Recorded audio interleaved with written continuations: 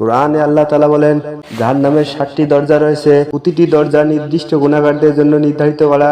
প্রথম যে দরজা রয়েছে তার নাম হলো জাহান্নাম, এটি সাধারণ গুনাহগারদের জন্য। 2 নম্বর জাহান্নামের দরজার নাম হলো লায়া, অহংকারী ও গর্বিতদের জন্য।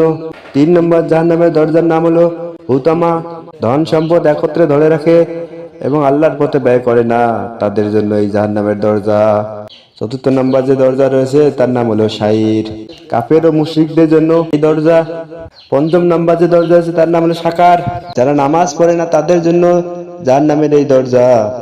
6 নম্বর জাহান্নামের যে দরজা রয়েছে তার নাম হলো জাহিম, অহংকারী, জালিম ও আল্লাহকে অমান্যকারীদের জন্য এই দরজা। সর্বশেষ জাহান্নামের দরজাটির নাম হলো হাওয়াইয়া, এটি মুনাফিকদের জন্য।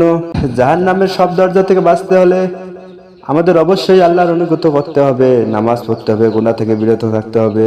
আল্লাহ আমাদের সবাইকে জাহান্নামের আগুন থেকে হেফাজত করুন।